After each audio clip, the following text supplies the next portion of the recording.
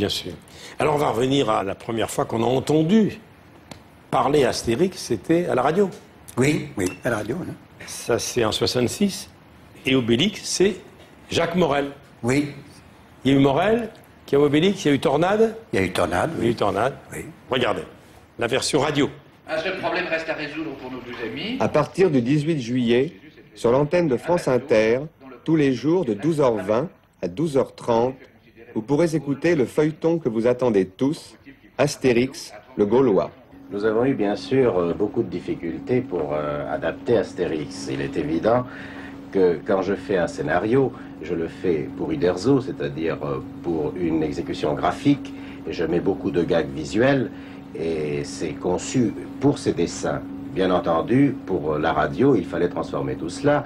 Ces difficultés ont été celles de Claude Dupont, bien sûr, qui l'a réalisé, et celles de Michel de Villers, qui a adapté le texte. Cette adaptation a posé tous les problèmes, parce que il est évident que le public qui va devenir, enfin le lecteur qui va devenir un auditeur, connaît notre histoire d'Astérix, et par conséquent, il y avait un danger, c'est le danger de le décevoir. Par conséquent, il fallait que dans cette transposition assez compliquée, il retrouve l'ambiance d'Astérix et surtout qu'il ne soit pas déçu par les voix, parce que chaque lecteur se fait une idée de la voix des personnages. C'est là qu'intervient le choix des comédiens. Pour eux, Astérix, c'est le héros, c'est-à-dire c'est le père, c'est le professeur, c'est celui qui ne peut pas se tromper. Eh bien, nous le voyons comme un petit bonhomme hargneux, un petit bonhomme en colère, très malin et très intelligent. Et Roger Carrel a donné exactement la voix que nous attendions. Ouais, c'est normal. Burdigala, c'est important. N'oublie pas que c'est la capitale de Vitry-Juvisy. Tiens, regarde. Voilà exactement ce qu'il nous faut. L'Obélix tel que nous l'entendions, nous. Un gros bébé boudeur. Un gros bébé boudeur, la voix de Jacques Morel. Oh, bah alors on pourrait peut-être choisir plutôt une galère de bouchons. Comment ça? Encore tempête. Les bouchons, ça flotte. On prendra ce qu'on trouvera. Alors je vois, Roger, Carrel, que vous faisiez le doublage en fumant la pipe. Oui, oui. C'est rare de parler en fumais encore à l'époque. Oui, à l'époque, vous avez arrêté. C'est fini depuis longtemps. Oui. Quel souvenir vous gardez de ces enregistrements? On connaît Morel.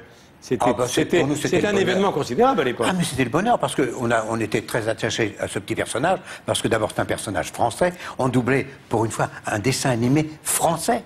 Alors pour nous c'était savoureux, nous quand on a l'habitude de doubler des films, on a toujours des productions américaines, mais pour une fois on était un peu chauvin, c'était chez nous, c'était notre personnage, et puis jouer du Goscinny, du texte de Goscinny ou du Derzo, c'était un bonheur, parce que pour nous, quand on voit l'homme spirituel qui était René, les enregistrements avec René, on peut vous dire que c'était des séances de fou rire, parce que toutes les anecdotes que nous racontait René à ce moment-là, on était toujours dans le fou rire pour enregistrer, on était obligé d'attendre, parce qu'il était tellement brillant, c'était un homme qui tout fusait à chaque instant. Je dois dire que tu tiens ça de ton père, je vois que tu as pris la plume et tu as eu raison, ma chérie. Tu as eu raison.